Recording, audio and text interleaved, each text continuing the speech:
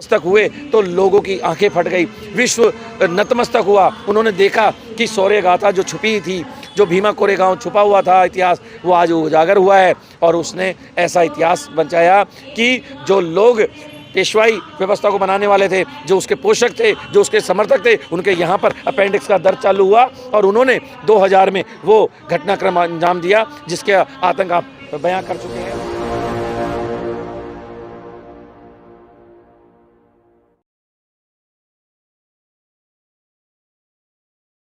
नमस्कार, आप देख रहे हैं एनबी न्यूज़ 24x7 नीलम बोध के साथ।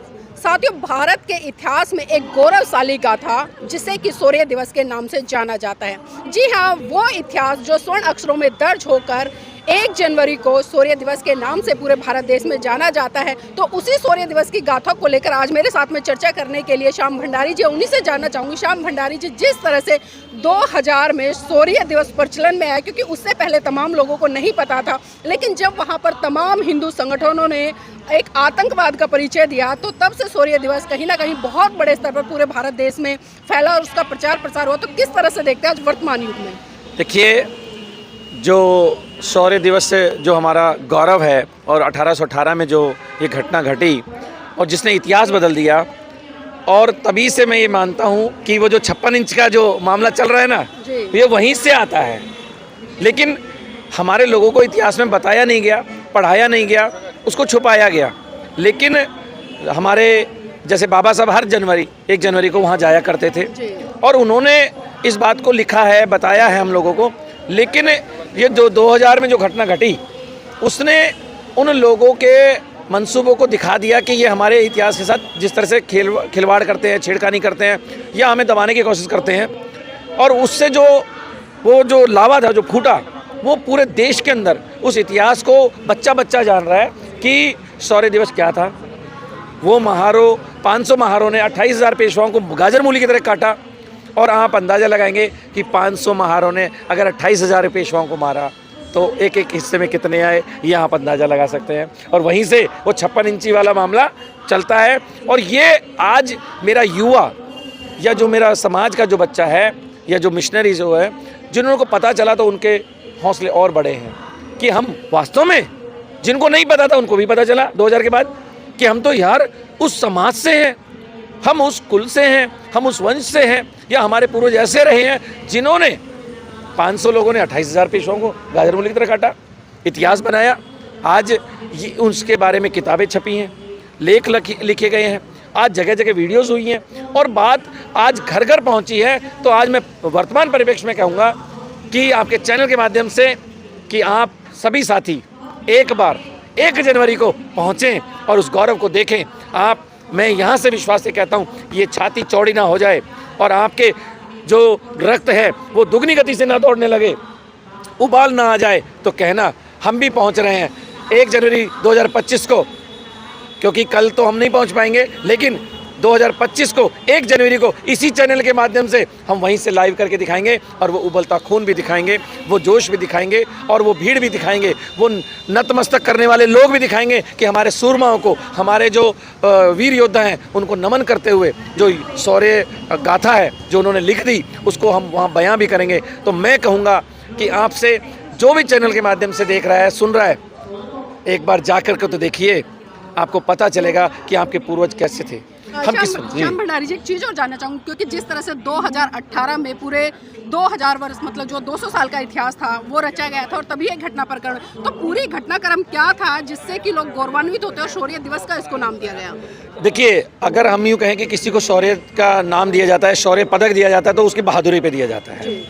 और ये 1818 में जो हमारी जो गाथा लिखी गई, वो हमारे वीर योद्धाओं के द्वारा उन 500 महारों ने, जो हमारे पूर्वज रहे हैं, जो हमारे समाज के हैं, हमारे गौरव हैं, उन्होंने पेशवाओं के 28,000 की फ़ौज को, आप सोचिए 500 एक जगह खड़े हों, 28,000 एक जगह खड़े हों, तो लोग दहल जाते हैं, डर जाते हैं, भाग जाते हैं। लेकिन मैं यहाँ से बताते हुए भी गर्व महसूस करता हूँ कि मेरे उन पूर्वजों ने, मेरे उन योद्धाओं ने उनको 28,000 पेशवाओं को, जो दमनकारी थे, जो हमें दबाने आए थे, जो हमें मारने आए थे, उनको गाजर मूली की तरह काटा। अब आप अंदाज़ा लगा सकते हैं कि वो जो घटनाक्रम था, वो घटनाक्रम उस व्यवस्था के खिलाफ था, वो पेशवा राव जो पेशवाई जो व्यवस्था थी उसके खिलाफ मामला था। और ये बहादुरी की गाथा ये जो हमारे लोगों ने लिखी है, ये जब हम पढ़ते हैं या देखते हैं या सुनते हैं तो हमें भी जोश आता है।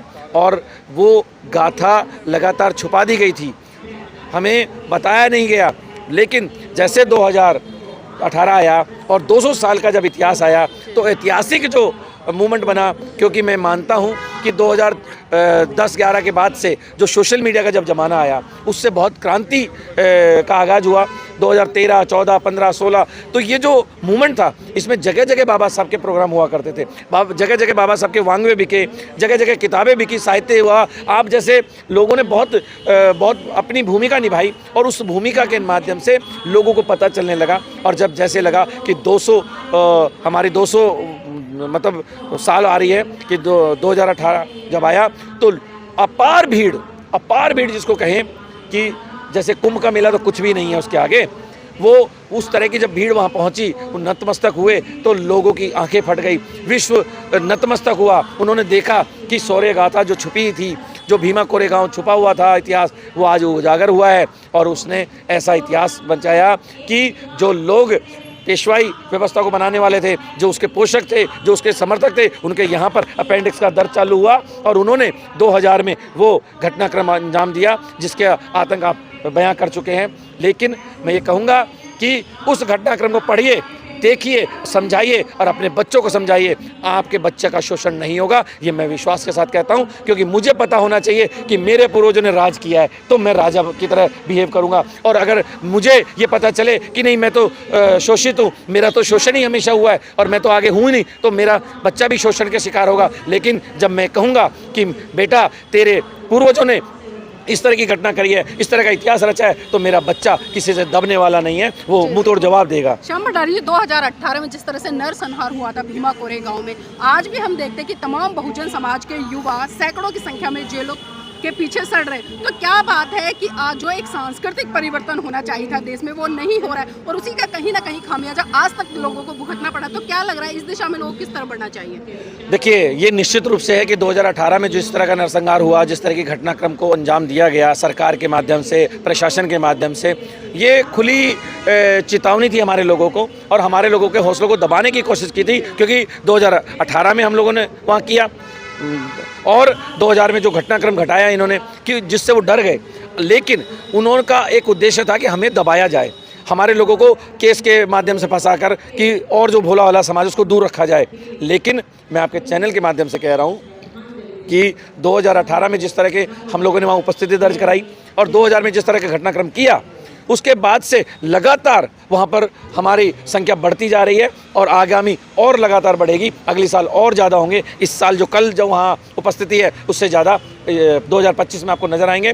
और मैं एक ही वो करूँगा निवेदन, एक ही संदेश है कि 100 दिन बकरी के जीवन जीने से अच्छा है एक दिन शेर का जीवन जिया जाए, क्योंकि हमेशा इतिहास आपका लिखा जाएगा, जो आवाज़ उठाता है उसका लिखा जाएगा, जो उस दिशा में बढ़ेगा जिस दिशा में हमारे महापुरुष बढ़े थे। और अपने गौरव को, अगर इतिहास को जानोगे तभी इतिहास बना पाओगे और तभी आप इस देश में राज कर पाओगे, तभी अपने अधिकारों को बचा पाओगे। इसलिए भीमा कोरेगांव जाइए, पढ़िए और जश्न मनाइए और वहाँ पहुँचकर जो बात बता दीजिए कि हम अब डरने वाले नहीं हैं। आइए, मुंह तोड़ जवाब देंगे, बुलेट का जवाब बुलेट से देंगे, ईंट का जवाब पत्थर से देंगे। चिंता नहीं, आगे और इतिहास रचने वाले हैं। और मैं संविधान बदलने वालों से भी कहूँगा कि हम चलते हैं तो वहाँ पे हवाएं बदल जाती हैं, हम मचलते हैं तो भूचाल मचल आ जाता है, और हम अगर अपनी पर आएँ तो भीमे कोरेगांव रच देते हैं। तो दूर रहिए संविधान बदलने वालों और भीमे कोरेगांव को याद कर लीजिए, ये निश्चित रूप से है। और आपके चैनल के माध्यम से आखिरी एक संदेश दूंगा उन लोगों को जो एक धर्म के अनुसार देश को बनाना चाहते हैं, क्योंकि वो लोग इस बात को भी याद करें कि धर्म के अनुसार राष्ट्र नहीं बनता है। अगर ऐसा होता तो इस विश्व में 10-12 देश ही होते, धर्म के अनुसार बनते थे। और अगर आप ये गलती करोगे तो इस देश के गृह युद्ध छिड़ेगा और 2-3-4 टुकड़े होंगे और भीमा कोरेगांव जैसी घटनाएं कई जगह पे होगी। ये मैं पूरी ईमानदारी से आपको आगाह करते हुए कह रहा हूँ।